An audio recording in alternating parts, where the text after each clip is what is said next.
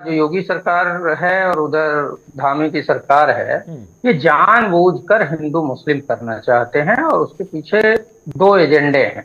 एक तो जहां लोक सेवा आयोग के चेयरमैन संदेह मतलब ऐसी स्थिति में रिजाइन करते हैं, उनको अचानक से ज्ञान प्राप्त होने लग जाता है और धार्मिक भावना उनकी जागृत हो जाती है और वो रिजाइन कर देते हैं। नीट पेपर लीक का मामला है, एनटीए के चेयरमैन रिजाइन करते हैं। इन सभी मुद्दों को डिरेल करके कैसे सरकार का फेस ऑफ किया जाए, सरकार के उस काले चेहरे को ढका जाए, हम्म।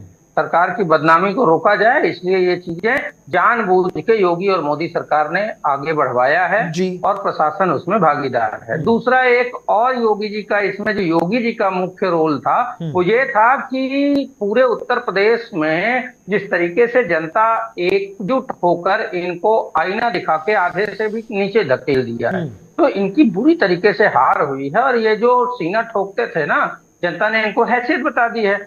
उसको लेकर बीजेपी के अंदर सिर फुटौल हो गई है। उस सिर फुटौल को ढकना है, किसी तरह उस पर चर्चा ना हो और केशव प्रसाद मौर्य और योगी जी का जो आमने सामने द्वंद्व चल रहा है और मीडिया उसको नहीं दिखाना चाह रहा है, उन सब चीजों को छिपाने के ध्येय से इन चीजों को आगे की गई है। भाजपा के कुछ साथी, मैं और डिबेट में था, उन्होंने कहा कि नहीं जी ये तो हमेशा होता है। आप ये बता दीजिए कि पहले कभी भी इस तरीके की चीजें निकल आई थी? एक और मैं बात बताता हूं कि काशी में एक आज की घटना है। मुस्लिम साथियों ने हमारे जो बाबा को जल चढ़ाने जा रहे थे कांवड़िए, उनके ऊपर पुष्प वर्षा की है। ये है हमारी भारत की साझी विरासत, जी, संस्कृति, गंगा मुनि तहजीब। और उन्होंने भी ये कहा है कि ये नेम प्लेट और ये सब बातें करके सरकार विभाजन पैदा करना चाहती है। अब आप इस बात को बताइए कि आज आप मुस्लिम के लिए कहते हैं, फिर दलित के लिए कहेंगे, आदिवासी के लिए, यही सब चीजें तो भाजपा करती है। ऐसे ही बंटवारा करके वो चाहती है कि वोटों का बिखराव हो और इनको लाभ मिल जाए। लेकिन जनता अब एकजुट है अपने मुद्दों के लिए। जहां एक तरफ करोड़ों छात्रों और युवाओं के भविष्य पे ग्रहण लगाया है धर्मेंद्र प्रधान जैसे शिक्षा मंत्री के कार्यकाल में, जी, यूपीएससी में फर्जी डॉक्यूमेंट से लोग आईएएस बन जा रहे हैं, इन सभी मुद्दों पे चर्चा ना हो, इसलिए ये हिंदू मुस्लिम करना चाहते हैं। योगी जी को एक डर और सता रहा है कि जिस प्रकार लोकसभा 2024 का परिणाम आया है और जनता ने उनको तमाचा मारा है, जो 10 विधानसभा के उपचुनाव होने हैं उसमें 10 के 10 वो हार रहे हैं, तो इनको आखिरी अस्त्र है हिंदू मुस्लिम करना। और ये सांप्रदायिकता की राजनीति करने वाले लोग कभी भी हिंदू और सनातन के प्रतिनिधि नहीं थे, क्योंकि सनातन वसुधैव कुटुंबकम की बात कहता है, सनातन प्राणियों में सद्भावना की बात कहता है, जबकि ये मनुष्य में मनुष्य को लड़ाना चाहते हैं। 10 साल में 70 लीक हुए हैं, 70 लीक पे एक जवाब नहीं देने वाले, हमसे सवाल न करें। जांच से मुंह छिपा के भागने वाले बात करते हैं भ्रष्टाचार की। सुन लो, बोफोर्स का मामला था, औकात आपकी 2 सीट की थी, नैतिकता वो थी जब तेलुगु देशम पार्टी जिसके 18 सांसद थे, उन्होंने कहा कि भ्रष्टाचार हुआ है और बोफोर्स की जेपीसी से जांच होनी चाहिए। राजीव जी ने सीना ठोक के कहा था कि ना मैंने एक चवन्नी खाई है, ना मेरे किसी आदमी ने, और मैं जेपीसी से जांच कराऊंगा। औकात है क्या? प्रधानमंत्री मोदी मुंह छिपा के भाग जाते हैं। क्या आपके अंदर इतना नैतिक बल है कि जेपीसी से राफेल की जांच करा दे? और उस राफेल की बात करते हैं जहां हमारा पैसा गया, फ्रांस की सरकार उसकी जांच कराती है और वहां निकल के आता है कि इसमें मोटी रकम का लेन देन हुआ है। जो 500 करोड़ के लगभग का राफेल था वो 1600 करोड़ में हो गया। कैसे? मैं थोड़ा सा अश्विनी जी की बात को आगे बढ़ा देना चाहता हूं। ठीक है कि 420 डिग्री छिपाना किसमें आता है?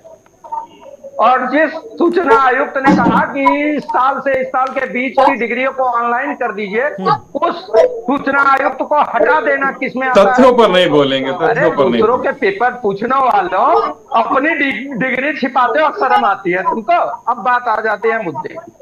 मुद्दा ये है, देखिए मैंने क्या कहा, काशी में गंगा जमुनी तहजीब, मुस्लिम साथियों ने पुष्प बरसाए कांवड़ियों के ऊपर, लेकिन यहाँ के हिंदू दुकानदार भी और मुस्लिम दुकानदार भी, काशी काशी केंद्र है भारत का, काशी के लोगों ने कहा ये गलत, ऐसा करने से फिर जाति धर्म में लोग बढ़ते जाएंगे, छूत अछूत होता जाएगा, अस्पृश्यता बढ़ेगी। और मैं एक बात और कहना चाहता हूं कि ऐसा संभव है मुद्दे कि पे कुछ जो ऐसे उपद्रवी तत्व हैं वो शामिल हो जाएं इन हमारे शिव भक्तों के बीच, और वो आइडेंटिफाई करके एक वर्ग विशेष के खिलाफ अगर कोई वैसी घटना कर दें, फिर जिम्मेदारी कौन लेगा? योगी आदित्यनाथ लेंगे, मोदी जी लेंगे?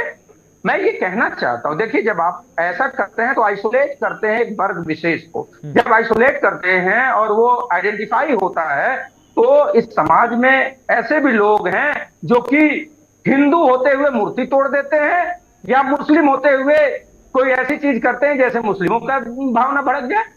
विपक्ष का कौन सा नेता जिम्मेदारी लेगा? सारे मुस्लिम गलत है, मैं पूरा कर लूं। हमको थूक से अश्विनी जी प्लीज, वैभव जी आप ही से सवाल था, आप जवाब दे दीजिएगा। अगर ऐसी सवाल आप ही से था, सुन तो लीजिए, पूरी बात नहीं होने देते हैं। नहीं, आप जवाब दे रहे हैं ना, मैं यही कह रहा हूँ कि सवाल ले विशेष लीजिए। को आपने नाम से आइसोलेट कर योगी आदित्यनाथ लेंगे या मोदी जी लेंगे या भाजपा के सभी गुंडे जो कि पुलिस को तक दौड़ा के चौराहे पे मारते हैं वो लेंगे? सवाल बड़े ये समाज में जो भय का माहौल बनाना चाहते हैं, आपकी सत्ता में जा रही है, पेशाब किए हुए फलों की जिम्मेदारी कौन विपक्ष का नेता ले रहा है? चुकी है। यही कारण है कि आप अयोध्या हार जाते हैं, और यही कारण है आप बद्रीनाथ हार जाते हैं, चित्रकूट हार जाते हैं। क्यों? जहां राम के प्रतीक हैं वहां राम के मानने वाले नहीं लोग हैं। ठीक है, वो सारे लोग प्लीज जवाब दें, प्लीज एकजुट हो रहे हैं क्योंकि वो जानते हैं कि राम। ठीक है, जवाब दीजिए अश्विनी जी, फिर मैं आलोक जी के पास जाऊंगा और अशोक जी के पास जाऊंगा। बाबू जी बात कंप्लीट करें प्लीज, मेरे पास समय 1 ही मिनट बचा है प्लीज। मैं ये कह रहा हूं, देखिए अश्विनी जी बहुत तेजी से कह रहे हैं नाम बताने में, मैं कह रहा हूं डिग्री दिखाने में क्या दिक्कत है? इस बात का जवाब दे पाएंगे क्या? मैं ये कह रहा था कि देखिए मैं भी ब्राह्मण हूं और मुझे पता है कि कांवड़ के दौरान शुद्धता की क्या स्थिति होती है, और हर कांवड़िया वो जाति ब्राह्मण का ही नहीं, हर जाति का जो कांवड़िया है या जो भी शिव भक्त है वो इस बात को समझता है, जानता है। कोई भी फल खरीदता है, कोई भी खाने पीने की चीज खरीदता है तो वो समझता है, देखता है, जानता है, उसके बाद खाता पीता है। ये जो बात कह रहे हैं ना, नाम लिख देने से शुद्धता का प्रमाण नहीं हो जाता। क्या कुपित लोग हमारे समाज में नहीं है? किस समाज में गलत लोग नहीं है? तो जो तो भाई आपकी पार्टी बड़शंकर की है तो क्या करेंगे आप? यही बोलेंगे ना, पुराने वीडियोज के आधार पे ये बोल रहे हैं। आपके नेता बड़शंकर हैं, जो बात वो बोलेंगे। अरे सुन तो लो यार, ये आदमी बीच में सिर्फ बेनकाब के डर से बोल रहा है। ये शुरुआत आपने की है ना, बीच में बोलने वाली। प्लीज अपने मुद्दे पर है, प्लीज आपने, ठीक है, आपने शुरुआत किया है। अगर आइसोलेटेड वर्ग के दुकानदारों के ऊपर कुछ उपद्रवी किस्म के लोग उस कांवड़ियों के बीच में घुस के और उपद्रव कर देंगे तो इसकी जिम्मेदारी किसकी हो? सवाल ये है कि कांवड़ियों की सुरक्षा, व्यवस्था, इन सब चीजों की बात होनी चाहिए, लेकिन ये प्रशासन ध्यान भटकाना चाहता है। योगी जी और केशव प्रसाद मौर्य के विवाद को ढकना चाहता है, एनटीए यूपीएससी के चेयरमैन के इस्तीफे से ध्यान भटकाना चाहता है, छात्रों युवाओं के मुद्दे को हटाना चाहता है। इस वजह से ये हिंदू मुस्लिम हो रहा है। क्यों नहीं कहते हैं कि दारू पीने वाले कांवड़ियों को इजाजत नहीं मिलेगी? कांवड़ में जो लोग दारू पी के हुड़दंग करते हैं उसके लिए क्या आपने एहतियात किया? दारू की दुकानें क्यों नहीं बंद होनी चाहिए? क्योंकि राजस्व चाहिए योगी सरकार को। तो ये जो नशा करके लोग जाने वाले हैं उनकी जिम्मेदारी कौन लेगा? उसकी जिम्मेदारी भी प्रशासन ही लेगा और राज्य में सत्ता पर मौजूद सरकार लेगी। अब आलोक जी क्लोजिंग कमेंट कर दीजिए और बता दीजिए कि आखिरकार ओवरऑल जो कंट्रोवर्सी एक पॉइंट पर जा पहुंची है तो भैया सबके विकास के लिए सबके मन की भावनाओं को भी सत्कार देना पड़ेगा, लिहाजा यहाँ पर किसी की भावना